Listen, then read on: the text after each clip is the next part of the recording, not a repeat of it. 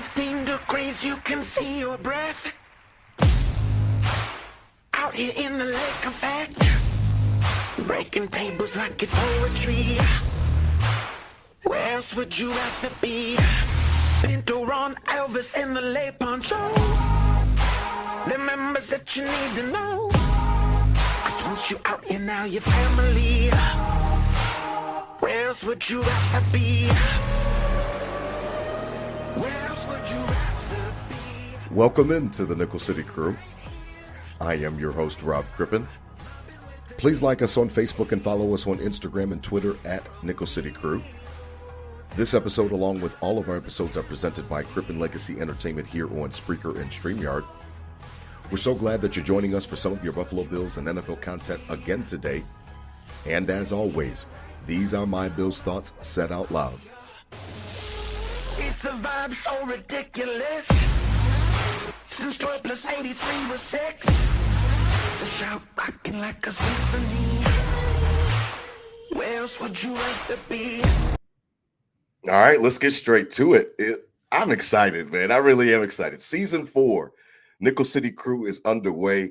I know that I speak for my co-host as well when I say that. Damn, it feels good to be back, man. I'm really, really excited for season 4. Really, really excited to interact with all of you guys once again. Bills Mafia, Nickel City Crew, hit us up tonight in the chat. Joining me, as always, riding shotgun, my co-host Adam Dump Truck Rupsick. Holla at the crew, DT. What's good, man? Look at you. What's good like that? Let's go. What's good with you, man? Let's go. Hey, St. Patty's Day. We're in the season. We're in the vibe. What's up, Rob? We're back, man. I'm happy to be here for sure.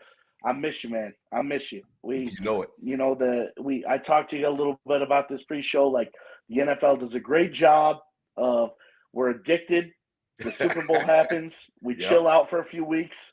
And then here we are, back right on the grindstone, baby, hitting it hard. So happy to be back. Nickel City Crew, Season 4. Big season coming up for everybody. Welcome back, everybody. Let's go. Clack, we back. Yeah, man, I'm so excited for tonight's episode and for Season 4. We've come a long way. And again, we're going to be hitting you with live episodes all season long. So that way we can just interact with the fans and the chats and all that other stuff going on. So we're really excited about all of it. So welcome back. I mean, DT, I named the episode the way that I did because, boy, it's funny. You know, my profession, it's time to pay the bills. You know, sometimes those bills come due and rent was due and all the other bills were due.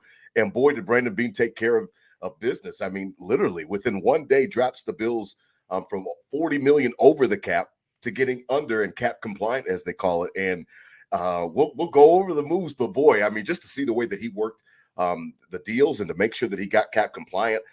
Getting even Dawson Knox to take a pay cut, getting Von Miller to take a pay cut. I've got to tip my hat to Brandon Bean because once again, he shows that he's a wizard. I mean, he can get things done. Like he gets shit shaken. I really have to appreciate the fact that he's on his grind. I really do. Well, if this last situation here wasn't a call for the salary cap is basically fake, Rob, right? I mean, come on. The Bills are, $50 million under the cap. They got to do all this miraculous stuff. Nothing that we could never imagine signing any free agents. And then a couple days later, this, that, and then boom, boom, boom. And here we are signing free agents. So yes, it is a thing. We're kicking the can, if you will, down the road or whatever the case. But Bean we trust, right? In these years, he's been doing it. And this salary cap is something that's like, not real, right? It doesn't matter. We're the worst. We're 50 mil. We're by far the worst in the NFL. And we come back and we're just like everybody else right now. So that's how it is, baby. Yeah, that's how it is. I mean, the Bills have a myriad of moves that they made. And it was interesting because, I mean, it seemed like Twitter was blowing up. Everybody's Instagram was blowing up because, there were some big names that were let go. Now, I don't think that it was necessarily a surprise, obviously, outside of Mitch Morse, in my personal opinion, DT. But I hadn't talked to you since, like, the bloodbath. It was crazy. Jordan Poyer, gone. Mitch Morse, gone. Crowd favorite right here behind me. Tre'Davious White, one of my favorite Buffalo Bills, gone. Saran Neal, a special teamer, gone. Deontay Hardy gone, along with Nyheim Hines as well, which gave us, all those wonderful memories with the kickoff returns back after the Patriots game after DeMar Hamlin. I mean, those were some crazy, crazy, crazy moves. And it was interesting because I wasn't surprised outside of Mitch Morse, like I said, DT, but just like the fact that it all came back, I described it on Twitter like it was like just he was ripping the Band-Aid off. He didn't want to go through it, multiple days and stretch it out. Brandon Mead just literally just here, take the medicine, say your goodbyes because this is the way that's going down. And he did it quick, man. I mean, it did not last long. One day, I think it was like around 2:30, and then by the time Showman Bulldog were on WGR, it was over, man. I mean, everybody was gone. It was crazy. Well, Rob, I've been watching The Sopranos on HBO. I've never watched that about Tony Soprano and the mob family. And coming in and cutting out and being ruthless, and then we didn't really think of it until it actually happened. Mm-hmm. And we knew we had to make something, as I just said, it wasn't real or whatever. We had to make room somewhere, somehow. And it's just coming from our psyche of Tony Soprano goes to the therapist, right? That's his thing through the whole thing of the mob boss, like showing his feelings, and through the drought where we're beat down, and then all of a sudden this Bills team and the new wave starts coming in. And all these names were the names we loved and the names that made us back on the map again. And so that's playing with our emotions, even though it had to happen, right? It had to happen. Things. And it's all logical. You can make your argument for everything on that. Sure. It had to happen, but it was weird seeing it actually happen. Like you didn't know who was actually going to get cut. A few were, but then when everyone did, it was like, damn, like all these names are gone. And when you speak of Tre'Davious White, we'll get on that. Like that probably made the most sense, to be honest, Rob. Unfortunately, it was the dude that we traded Patrick Mahomes for, whatever you want to say, and had a great career for us. A beautiful player for the Bills, and unfortunately those last two big injuries and paying him a lot of money, that was probably the one that made the most sense, but that was the one that probably hit the most other than Poyer, that you really loved, and in that new age post-drought, messing with our emotions and really, really loving becoming a Bills fan harder again. And so credit to those dudes, but it was tough to see him go for real. Yeah, I mean, like I said, outside of Mitch Morse, there was nothing that was really too surprising. Like Poyer was definitely more polarizing. So everybody wanted to talk about Poyer, and they wanted to talk about, well, where is he going?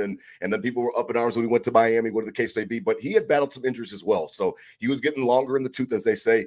And I kind of understood the philosophy because of the fact that you get safeties that are throwing their bodies around like Poyer does, and they get banged up. Those injuries, start to accumulate to the point where you just can't be the same player that you were. And we started to see that 2 seasons ago, and he battled through injuries. It seemed like that entire 21 season. And then, it was just a tough go for him now. And the same thing with Micah Hyde. And you saw Micah Hyde step away, and it looks like he's going to be retiring as well. He hasn't made anything official yet. But you look at a guy like that. You look at a guy like Mitch Morse, who even though he was really great on the offensive line and the line was great and they were consistent, how many times could the Bills, really bank on them, playing every single snap together? That's going to be tough. He had an injury history as well with those concussions. So I thought it was a situation where I was surprised by Morse, but you look at Tre'Davious, like you said, you look at Poyer. I mean, Saran Neal, yes, special teams matter. I can hear Jay Spence the King over at Buffalo Rumblings say the special teams matter, and they do. But, I mean, you could find somebody else to plug in for him on that front. And then when it comes to Hardy, I mean, I never got a chance to know Hardy because of the fact that he was never on the damn field. So I couldn't miss something that I never saw.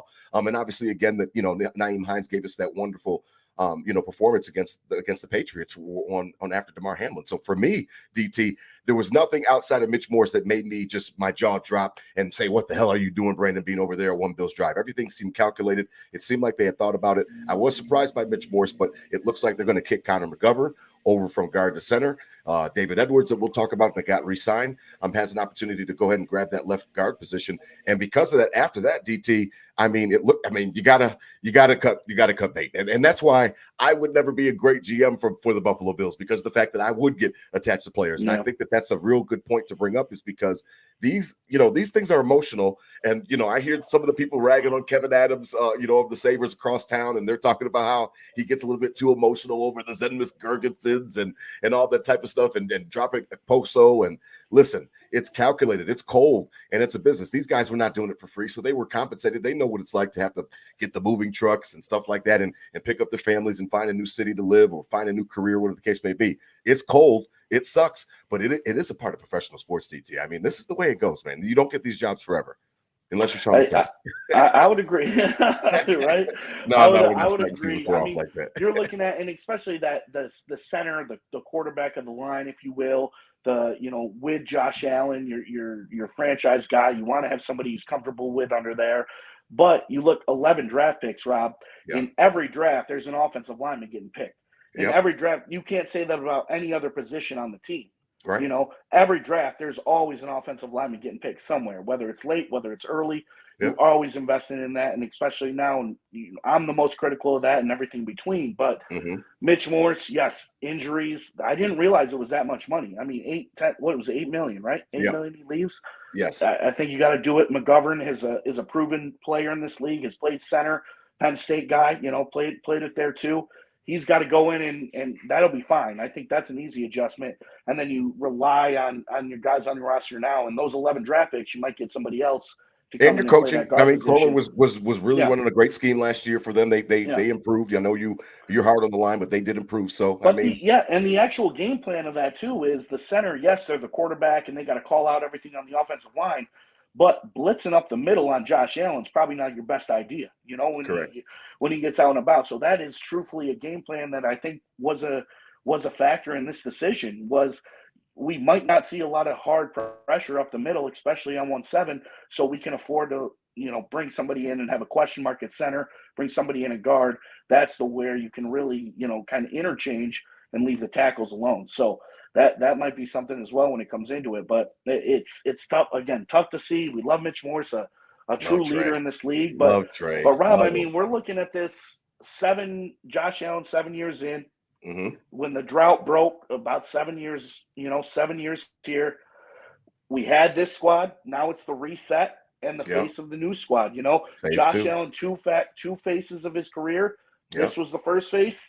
Now this is the start of the second phase. Yeah, phase two. That's what we're getting into. Yeah, phase two. It's absolutely turn the page time, and that's the harsh reality of pro sports. But you've got a window, and I'm so sick of hearing all these prognosticators on ESPN and Ryan Clark and Stephen A. Smith who don't know shit about Buffalo sports at all from a 30,000 foot view, talking about how the window's closed and there's more pressure on Josh Allen. Listen, this was always going to be the plan. You don't get a chance to keep the same core throughout a quarterback's career. Quarterbacks normally are playing the longest, along with some of the linemen as well on the other side of the ball. But quarterbacks have the longevity. They get a chance to be protected. The league is set up to protect those guys. So Josh Allen, you're going to see a lot of different iterations of the Buffalo Bills around Josh Allen. It's important in my mind, in my view, is that we maximize those different phases. We maximize those. Now, I was a little bit salty after this first phase comes to a close. I wanted a little bit more to show for it than 13 seconds. I wanted, a Super Bowl berth, at least one. Now we're into phase two, like you said. Hopefully we can get a chance to get back to the Super Bowl, our 5th Super Bowl appearance, and see what happens with it. With this unicorn, like you said, this must-see TV quarterback that we have that we're all so proud of. So, phases change, things change, and I understand that. I think that fans need to embrace it because of the fact that you're not going to have the same core every single year. And these guys, for a greater majority of them, they kind of just aged out. So we'll see how it goes now. Yeah. And one more point. I'm sorry, before we move on. You good. What I looked at it, how I kind of coped with this and got over this, as we say, Nickel City Cruise therapy, right? And how I worked with this was I looked at each individual that we let go, the big names, the Trey Whites, the Jordan Poyer, the Mitch Morses, and said, if they were free agents and never played for the Bills before, would I want to be bringing those guys on this team? Would I be yelling at me to go out and get these dudes? And, realistically, I'm going to say, I don't know what you say, but the answer is no on all of them, right? Yeah. Everyone has the age, has the injury, has the money.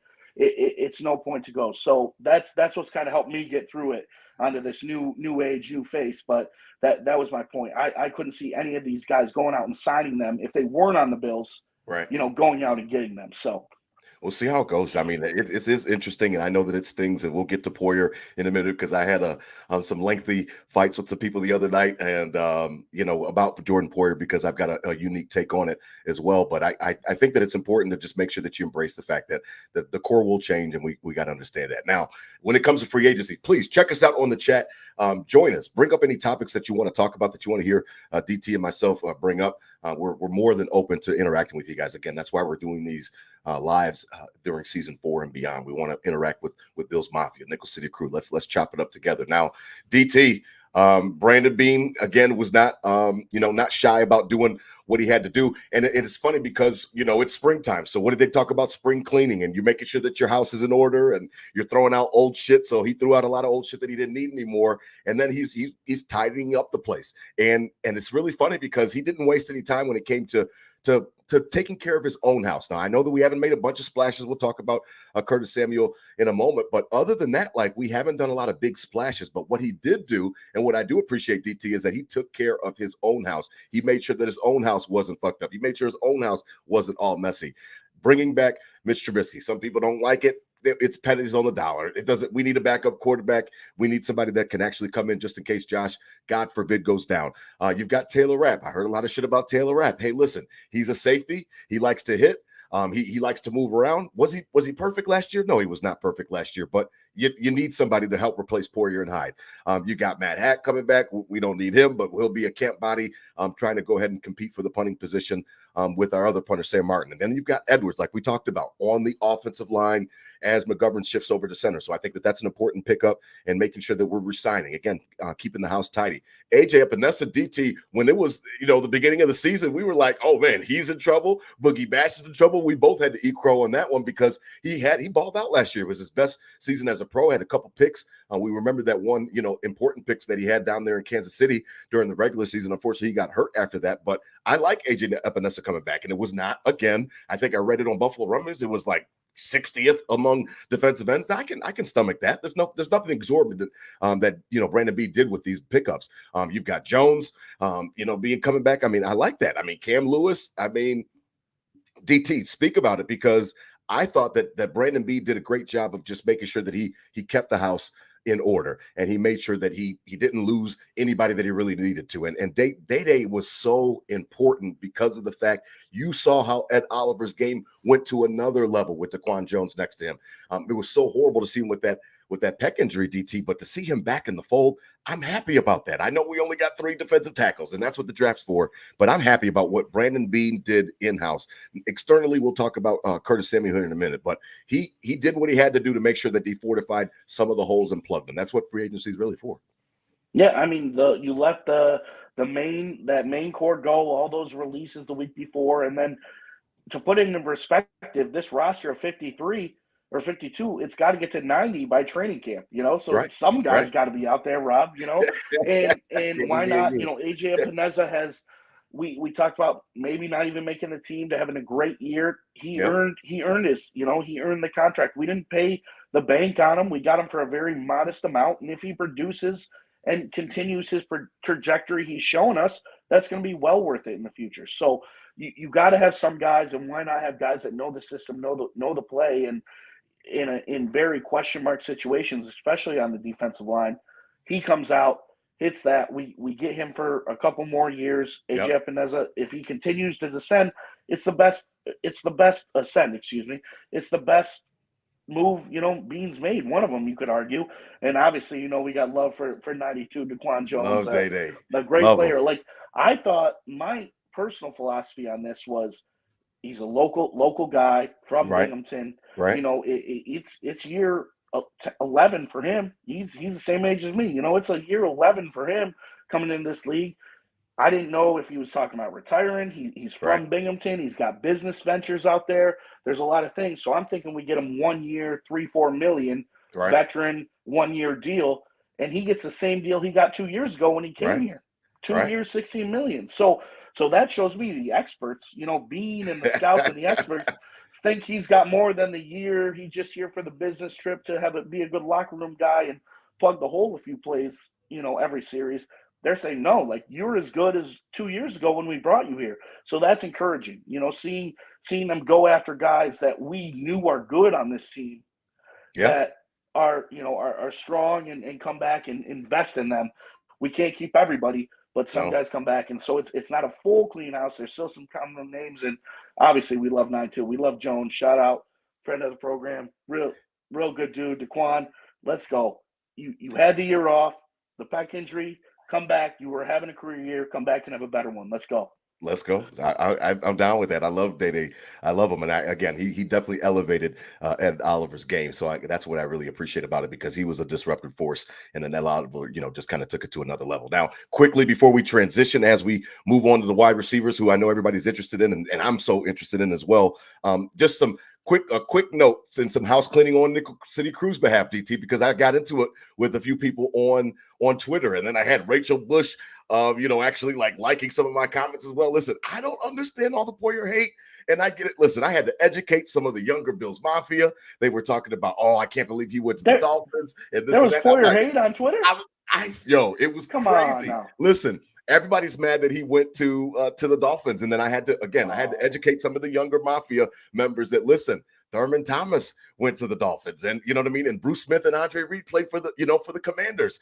Believe it or not, after they were released, they were all released on the same day, a bloody day back in 2000, when just the era of the actual 90s Bills Super Bowl runs came to an end, and to clear cap space, all three of them had to leave the team. Listen, Jordan Poyer has not violated any rules by going to play and continue his career. He actually was fired by the Buffalo Bills and wants to keep playing. That's his prerogative. He wants to keep playing. I know that he's a Florida cat from down there, and his family is down there and his wife and stuff like that. So listen, all the Poyer, I heard a lot of just Poyer slander about, oh, he's a traitor, and how could he go? He could go to any other team. No, you don't get 31 other teams that all want you. That's not how free agency works. So listen, he found an opportunity to go back closer to home, or where he spends a lot of his time down there in South Beach. And I'm not hating on him. I want him to stay healthy. Obviously, I wouldn't root for him when the Bills go up against the Dolphins. It's always squish the fish week. But I heard a lot of people just hating on Poyer and talking about how they could not believe that he went to the rival and that they lost respect for it. And I'm like,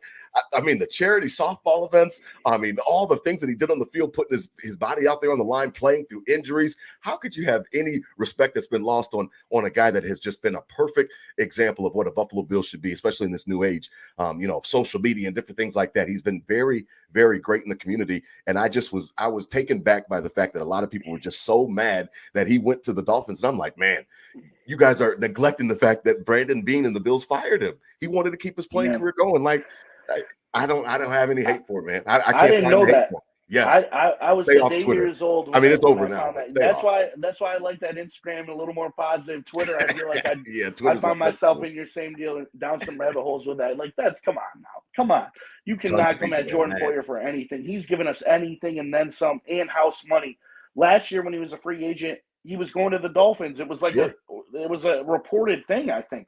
Sure. From Chevrolet, he was going to the Dolphins. And what happened? He came back. He came back, and realistically, we love Jordan Poyer, but this year, come on, we were critical. We weren't saying it out loud, but we were like, damn, dude looks a little slower, a little off his step, a little. So, all right, go to Miami so we can play you twice a year, and you'll be not saying he was a liability by any means, but a year later on Miami, and you never know. So. It's a business. It's the way you got to go. He lives there. He literally lives there. And give the dude a break. He's played in New York the last 7 years with the worst state income tax in the entire country. Let him go to Miami and not have any state income tax. Play a year, get some bread, chill with Rachel Bush, who support for Rachel Bush on the program. Let's go. Approved. Yeah, I mean, I just don't understand it. I just didn't get it. I thought that it was a little shallow of Bills Mafia. Again, I know that Twitter does not represent all. I think we can set the precedent here. Nickel City Crew. If you're a real loyal Nickel City Crew fan, you got beef with Jordan Poyer going to the Dolphins. Like, man, you need to DM us separately because we got to talk that out. Like, come on, I had no problem with it, man. That guy got fired. Us a lot of love, a lot of. Yeah, exactly. We gave him there, and realistically, everybody thought we were giving him there last year, and it didn't. Right. And what did he do this year that made you think, oh no, oh no? Yeah, no. So, I mean, it's kudos, all good. Love him. It's all good, but he wants to keep playing. Let him keep playing. Let's see. He wants to keep playing. All right, now as we transition, DT, it's interesting to talk about wide receivers because I know that they're the talk of Bills Mafia right now, and they're the talk of everything that's been going on. I know the Bills signed guy Mac Hollins. I had to, I'll be honest, I had to Google his name. I had no idea who the hell he was, or what he had done in the league. Didn't know anything about him. He's actually older than Stephon Diggs, so obviously, again, just not more of a special teams guy.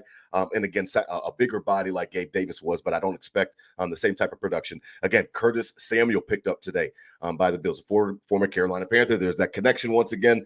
Spends the last couple of years in Washington, and again, not a deep threat, not going down the field, taking the top off of the defense type of threat, but somebody that works the underneath game, the intermediate game, and he's got some good rack on him as well. He uses those yards after catch to his ability. He can run all different types of routes as well, and it's an interesting signing. And I was wondering, I was talking to Justice before show, and I was like, Justice, what you think about it? Twitter again was real negative about Curtis Samuel, and he was like, that's because people don't understand roster building. It's a great pickup, and I had to agree with Justice General on that one. I mean, it's a great pickup because of the fact that the money's in line. No big crazy deal. This does not remove us, I don't think, from the draft or anything like that on that wide receiver train that WGR and Jeremy White always talk about. And I'm just interested to see what you think about the wide receiver room now and then going forward into next month for next month's draft, DT, because I'm really excited to see what they continue to do, because I don't think that anything that they've done so far, DT, stops them from going high.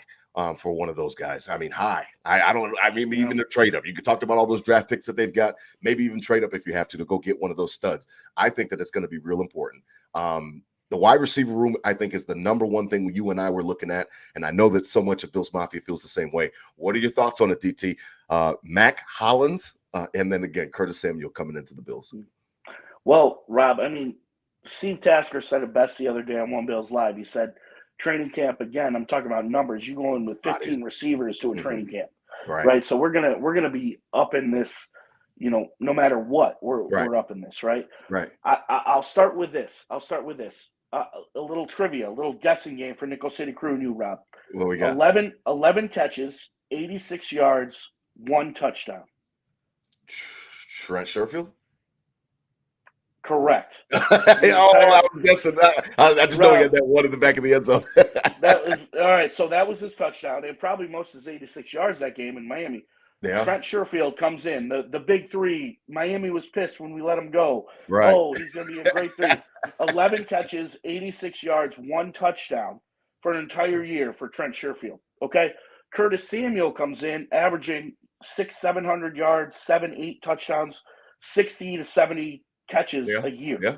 Mm-hmm. That's one stat line. 11 catches, 86 yards, and a touchdown. That's one game. That's an entire year for Trent Sherfield. Yeah. If anybody dogging Curtis Samuel coming in and adding depth to this roster, last year you had Trent Sherfield. I feel like Curtis Samuel is going to be in an equivalent spot. Equivalent spot as Khalil Shakir moves into that starting slot role. Stephon Diggs is still the number one.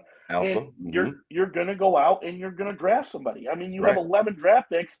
Stephon Diggs isn't here forever. You have to go get a receiver in the draft.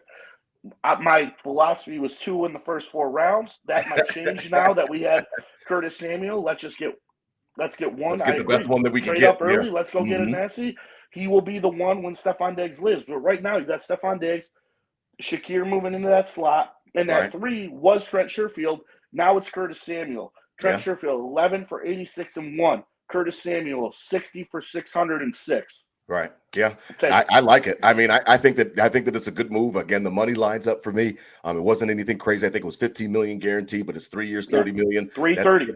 I mean, that's nice and easy. 10 million. That's a Madden. That's a Madden. That's a Madden contract. Yes. When you do it Madden, you learn it. Yes, absolutely. So I think that it's a deal that we could swallow. And I don't think that this stops us from actually going out and getting that wide receiver. Now, as we transition and start talking about it, DT, I know that we'll be talking about the draft more extensively next month as we ramp up. But DT, I already know that our GM loves to wheel and deal. I already know that he sometimes he gets that itch and he's got to just go get his guy. He trades up for Tremaine Edmonds. He trades up, for Deion Dawkins. He's traded up for really a lot of guys all across the draft board. I can't see Brandon Beane just sitting still. Now maybe it's not round 1, but I really do think that's the time to strike. I'm not willing to give up next year's first or anything. No crazy shit like that. Don't start going crazy Sammy Watkins days or anything like that. But what I am saying. Well, unless we're talking about like Roma Dunze or something like that, man, that's at the way tippy top. But coming from 28, being honest and being logical about it, maybe get into the low teens or something like that, or that, somewhere closer to 9, 10, 11, 12, 13, somewhere. I think that Brandon Beane is he's already shown us that he's the wheeler or dealer, that he will make a move if he feels like his guy is on the board. I'm talking Brian Thomas Jr. I'm talking, it looks like Neighbors, I guess, is one of the consensus top guys with Harrison, and it looks like Roma Dunze might be out of reach as well. But whatever they pick after that next crop, I would love to see Brandon Beane move up. I'm not afraid of it as long as they're not giving up next year's first round pick for it. I'm in favor, man. Let's move around. 11 draft picks will not make this team, even though we had some holes. I don't think 11 draft picks make the Buffalo Bills, final roster. So, hey, spend some of that chips, man. Spend some of them chips. It's time. Bruce Buffer. It's time. It's time.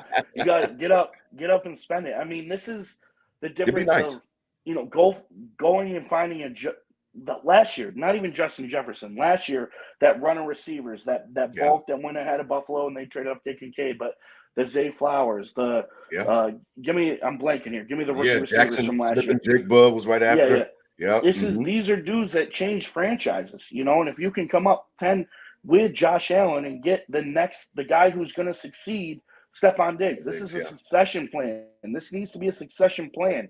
And that's why I'm confident in this, and I wasn't too hurt about all these cuts and everything, because this is a plan from Beane. Like, this was my first couple of years. Now this is the next. We're planning for this next couple of years. And get cheap labor, dude. Cheap labor in this draft. The receiver, we have to find our next number one in this draft. And I'm going to put my eye on this literally more than I have since we were in the drought and we were looking for the quarterback. And I'm going to put my eye on this draft more than previous years since the drought, because I agree, this has to be our next number one receiver. And if it goes up, and these are proven guys, like, it's not the old days where these dudes have to sit 2-3 years. Like, these guys are coming in and producing, being all pros right away. So that's true. You got to go in and get this guy for 17, get the succession plan for Stephon Diggs.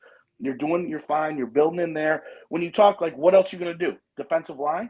I think that it's more worth it to do it for wide receiver, because in the first round, specifically because of that fifth year. Yeah. That's the only reason. Like, because yes, you can wait till the second round, and I think we're 28th in the second round as well, and you can wait, but I just know how the draft always seems to have runs, and you saw the run like you just spoke about. The run on the wide receivers happened right before ahead of that. Be ahead of that run. Yeah. So you got the I don't want to run in the second round, early second round, and all of a sudden T. Higgins and all those guys go early in the second round, and then you're looking at your pick way back at 28, and you're like, damn, like, the 5 guys that I really liked are already gone. I'm not even talking about the Marvin Harrison Jr.'s and the Roma Dunzes in the first round. I'm talking about my group of, I've got 5 picked out that I really like. I feel that there's a chance that if you wait till the second round, some of those guys if not all of them, are going to be gone if they have some type of run. So my thing is that get that 5th-year option. It gives you flexibility. It gives that rookie, like, almost like a redshirt year where there's not a lot of pressure on him to perform right away. If he does and he pops, great. You give him his opportunities. But if he seems like he's struggling or he needs some type of more seasoning, you have that extra year where you don't have to make a decision on him. You don't have to cut him or trade him or, some type of cut and bait on this guy. I feel like that 5th year on the wide receiver, the way that they're getting paid now, is just it's important to have that 5th year and that cost control, because I mean, you could fuck around and wait till the second round and your guy's gone. I mean, exactly. Honestly. And here's one for you, Rob. If Stephon Diggs is, let's fast forward 3 years, right? And if Gabe Davis is drafted this year, sure, and it comes up to, are we paying Gabe Davis his exact same production? It's the same thing, yeah. But we know Stephon Diggs is done completely. Right. And that's an even bigger hole. Now you're chasing your tail. Mm-hmm. Exactly. A whole different story with Gabe Davis. Yep. So that's what, we might have given that big ass Jacksonville contract. Yeah, you have an opportunity to get ahead of that. Exactly. Right. You have an opportunity to get that dude to succeed, Diggs, and still don't have to pay him for a few years. That's going to be key, because money's everywhere, obviously, and it's getting higher and it's getting there. So if you can have a chance to get the next number one receiver for basically nothing, you still, like, Curtis Samuel means nothing to me in the fact of being aggressive to move up for a wide receiver. Yeah, I agree. You guys we shout out to Nickel City Crew, both Bills Mafia. You guys are watching. We see you there. Shout out to you guys. You guys are quiet tonight. let me know what you guys think. Let Dump Truck know what you guys think about the wide receiver. Are we cool with wide receiver first round? They got to get warmed back up, Rob. We got to get they gotta everybody's get warmed okay. back up, like the boys, It's still off season. Okay, I'll let everybody go, man. We do honestly appreciate over 1,300 people watching right now, so we really do appreciate the viewers and you guys listening in. And DT's right. You don't have to chat if you don't feel like it tonight, but I'm just interested to know what the Mafia feels. I think that extra year on that 5th-year option for those first rounders is a really, really important one. And yes, you can do Chop. I guess Chop Robinson, is that short for Pork Chop? The guy from Penn State. I've heard about him. Yep. There's plenty of Micah Parsons Jr. There's plenty of defensive tackles that they're talking about. There's a center as well, like some guy named Powers. From Texas, the D lineman. What is he? 6'8"? Yes, 360. Yes, ran a 5.40.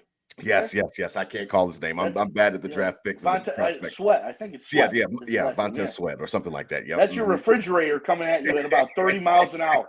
Yeah, it would be interesting. I do think that the position and the way that the wide receivers are getting paid nowadays, if they do pop, I think that 5th-year option just gives you a little bit more flexibility. Now, as we begin to wrap up, we got to take a stroll around the league this year. DT and I are going to be doing picks. We're going to be battling head to head to see who can have the better record by the end of the year. We're going to do something for charity on the winner and donate to charity in some different events. And we're going to have some giveaways this year. We've got a lot planned for Nickel City Crew. I've got jersey giveaways. I've got a lot of just different great ideas that I want to get you guys engaged on and get you guys a part of. So we got to take a stroll around the league, DT. Not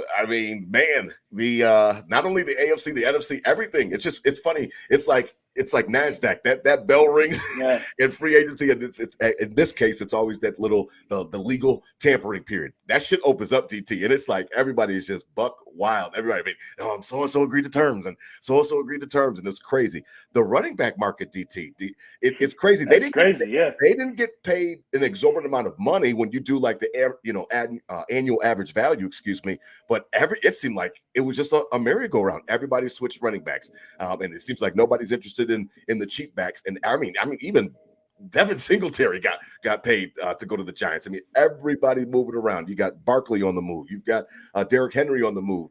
DeAndre Swift, he was the first domino to fall going. It's crazy, man. Everybody seems to be in on, all right, you want your running back? Okay, all right, let's trade. You want yours? Okay, let's trade. And it's just been crazy, man. The running back market is blowing up. Not that they're getting paid a crazy amount of money, but the fact that everybody seems to have a new seat. Well, it showed both sides, right? It showed like, hey, listen, running backs are losing value. They're crying for all this money and they're not getting it because they're a dime a dozen and everything in between. But then they're getting paid to go places. But then the places that are letting them leave are also like, all right, we're straight. Like we don't need you. Like the best example of that is the Cincinnati Bengals, a team that's a Super Bowl contender when Joe Burrow is healthy. Yeah, and they let Joe Mixon, who is a core of that offensive system, let him go. Still can play too. He still can play. Peace, dude. Peace. Yeah. And so that shows that it's a dime a dozen. But then when he goes somewhere like the Houston Texans, who are building and young and good, it's like, damn, now they're dangerous because they got Joe Mixon. Nice. Yeah, but one of the AFC contenders just said walk to give him to so another man's trash is somebody else's treasure, right? Exactly. And the running back, and I'm still on the belief of a lot more conservative in the running back game. We're grateful to have James Cook as on his rookie deal and budding into a hopeful superstar, but into the game of chasing these superstar running backs, it doesn't seem like it ever works out, especially in today's passing league. The Derrick Henry, one of the best running backs in our generation, goes to one of the best teams in the AFC. Yes, it doesn't make them worse by any means. Right. But they can run Vegas-wise, the odds didn't change. The exact same odds either way. So, and this team that was born on the run, and Gus Edwards and all these no-name running backs having crazy running seasons, when it push came to shove in the AFC Championship, they run 6 times and they lose. So their offensive coordinator lost his mind that day. Yeah, exactly. Trying to keep up with Mahomes. So it's such a back and forth game. Like, these dudes are going and getting paid, and Tony Pollard and Austin Eckler, and they're going to get paid not crazy, but a decent amount. But at the same time, they're walking away from teams that they were the all-star on, and they don't care anymore. So it's crazy. Yeah. It's interesting to see, and I mean, I was definitely amused by the running back. Like I said, it was like a merry-go-round. It just seemed like everybody was trading backs and moving them around and different things like that. Swift goes to the Bears. I mean, like you said, Henry to the Baltimore Ravens. They've got a scary. They said that the video game it's like a video game Madden backfield. But Yeah. like somebody brought up a great point that they always could run the ball. So like it's not like it's Yeah. anything crazy. Like they've always been great at running the ball. Will they run the ball when it's most important and when it's time to run that damn rock like they're supposed to during the playoffs? So it'll be interesting to see how all of those things shake out. Again, Barkley on the move and going back home to Pennsylvania with the Eagles. So it'll all be interesting to see. It was just funny to see that, these guys, I mean, Zach Moss got paid. I mean, even Zach Moss, I think he's replacing Mixon out in Cincinnati. Joe Mixon, yeah. It's like, going as a starter. I said Zach Moss was okay last year. There's nothing wrong with him. He definitely played his best, his best season as a pro. He was definitely better than he was with the Bills. But I'm like, damn, okay, he got a little bag.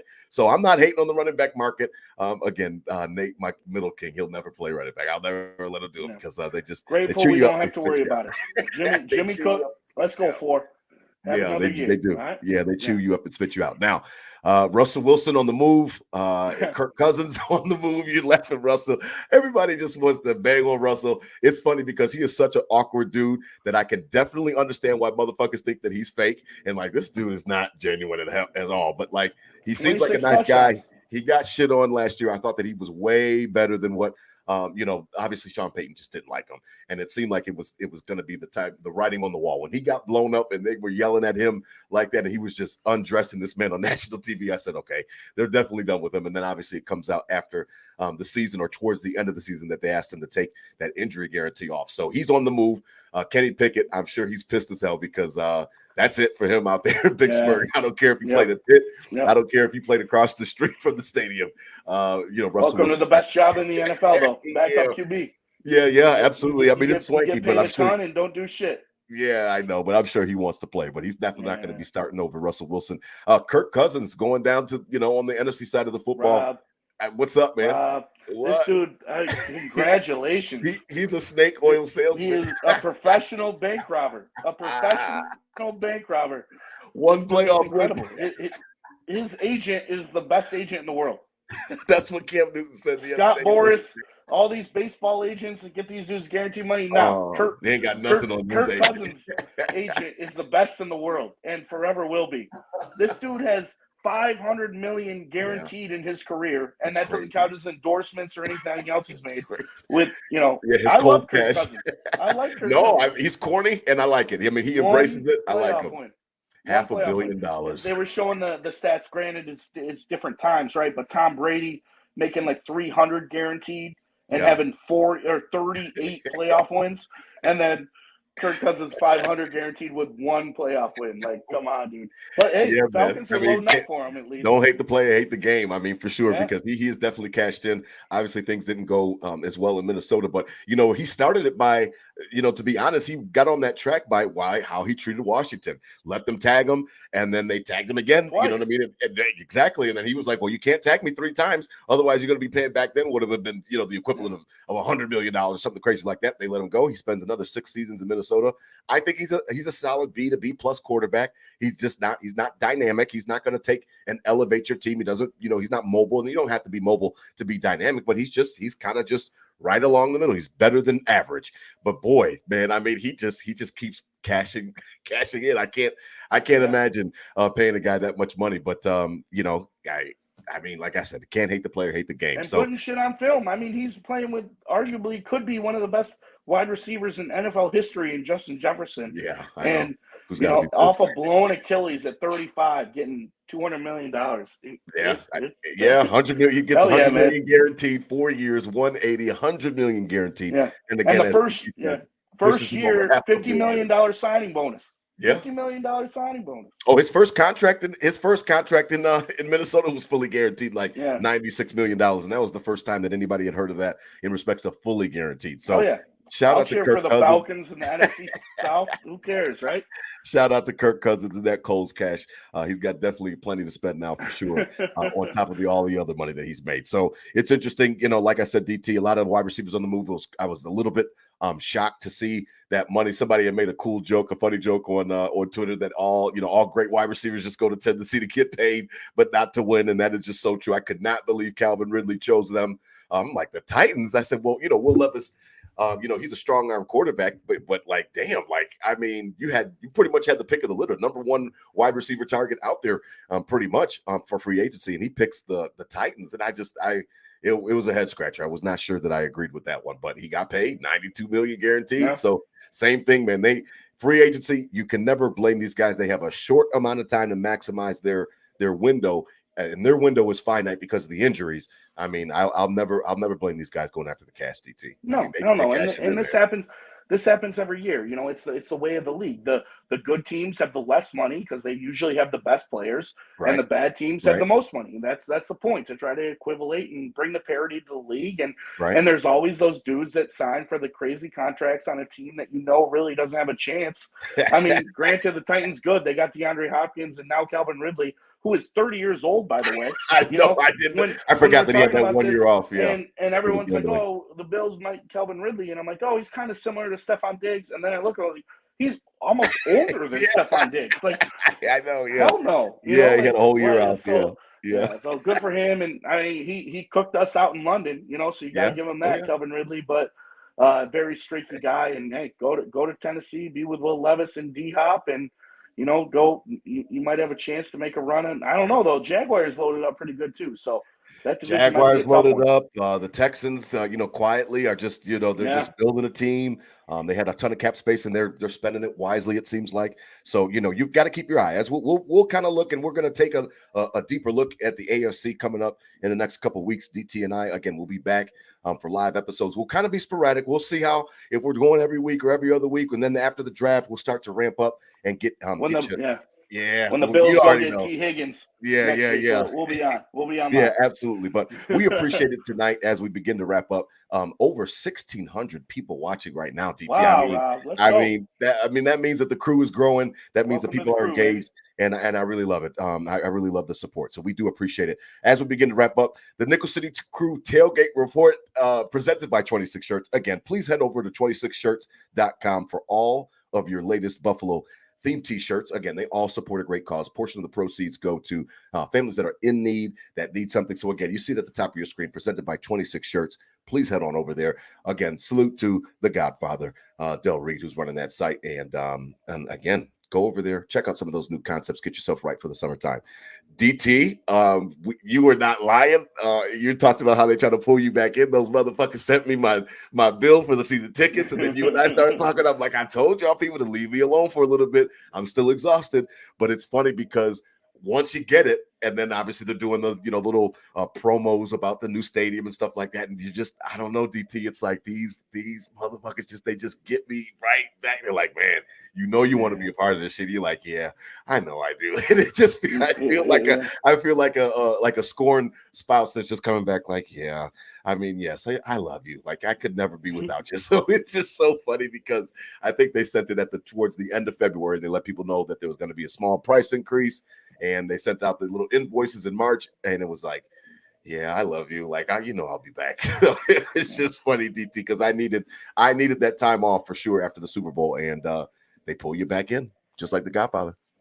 Get you right back. And granted, them best entertainment business in the world. I mean, yeah, we come out, and just when you're about to forget, and then Tre'Davious White, Jordan Poyer, Mitch Morse are all released on the same day, and you're back in football action, back in draft, the combine's rolling, and you're ready to roll. And at least until the new stadium, I just feel like it's just there for us. It's we're in it. We got 1-7, and I don't know. Back to the Soprano therapy situation. It's like, do I just heighten up? Like, all right, football's over. Let's take a little break.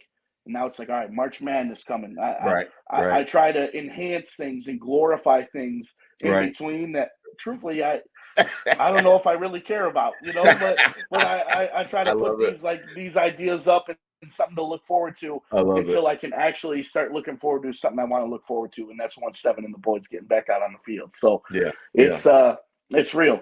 Shout out to the crowd tonight. I appreciate that. And Rob, I mean, it doesn't sound like we took a month off. We're right back in action. Click, clack, we back, baby. Man. Click, clack, we back. Stops. Please check us out on Instagram and Twitter. Check out my co-host Adam Dumptruck Rupsick on Instagram at Adam Rupsick, RUPCZYK. Again, you see his handle there on your screen. But again, we released these, so we will release this episode for Friday for your weekend, getting ready. We've got the mother of Nickel City Crew, Mama Crippen. I mean, she's got her birthday coming up on Saturday. Oh, yeah. So shout out to Mama, the official mother of the crew, along with DT's mom as well. So we've got two mamas of the crew watching over us. So happy birthday to Mama Crippen coming up on the weekend. Other than that, DT, I mean, I've just been enjoying the off season. We've got sports. You already know my Kings are playing every damn sport, and Nate's in 7-on-7. He's playing soccer as well, and then Bobby's playing, soccer, and then he's playing rugby. He's into it, DT. He likes rugby. He says he likes rugby better than tackle football, so that's been crazy. It's been fun to watch him. He's on an elite team down here in Charlotte, traveling all over, so it's been crazy, and Nate's been doing his thing with the 7-on-7. So I've been in full off-season mode. I needed the break, and I promise you, I can't stay away from these. I mean, look, I just can't stay away from them, DT. I think you're right. I will have some tough decisions, when the new stadium comes and they ask for those stupid PSLs. Until then, I'm like, where am I going, man? Like, where am I going? I'm coming. I'm coming home. Like, I love you so much. Oh yeah, man. Please win the Super Bowl. Oh yeah, exactly. It strung us out to enough where we can't feel bad about it. We can't feel bad about it, Nickel City Crew. So this is just the start. Season 4, going to be a great season. Let's go. All right, as we wrap up tonight, Think Out Loud says, looks like we're drafting a safety first round and Leggett second round. I don't know, Think Out Loud. Like, I'll be honest with you, I don't think that you spend that kind of draft capital on a safety. They're not running backs, and they are important. But like, man, I just don't know if you spend a first round pick on a safety unless he is Justin Hamilton or something like that. You got to be a game changer for me to want to grab somebody like that first round. I really feel like wide receiver, you put in that work and you almost buy a redshirt year. That's how I'm gonna choose to look at it. That's me personally. Think Out Loud. So you've got your own opinions. Everybody can have them. I don't know if safety, if I wouldn't want to do that, DT. That's me. I don't know about safety. Yeah. Hey, Sean McDermott, one thing he's proven, he develops safety. So I don't care where we get him. Let's go.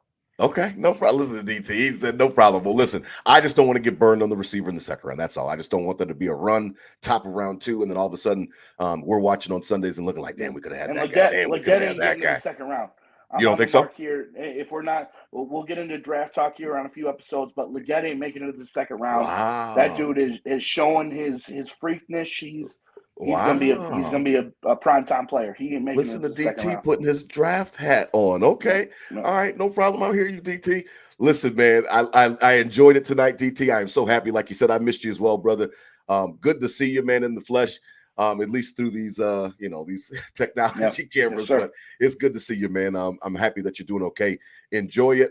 We'll announce when we're coming out. We'll announce it might be a little bit sporadic as we're going and getting up to the draft. And you already know we hit you like Novocaine every single week when the season starts.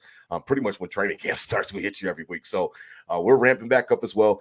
Bear with us. And again, we've got a lot of cool ideas for Nickel City Crew this year. Want to continue to interact with you. Think Out Loud. Thank you, man, for interacting with us tonight. Thank you all for watching. You see that, DT, at the top? 1,600. Come on, y'all. Nickel City Crew. I know y'all ready. I know y'all out here, Bills Mafia. We love you guys, man. Listen, out there, spread love, not hate. These were my Bills thoughts said out loud. I ain't nothing else to say, DT. Hit them with a Go Bills. Season 4. Bills. We kicked it off right. Let's go. Go Bills. I love it. I love it.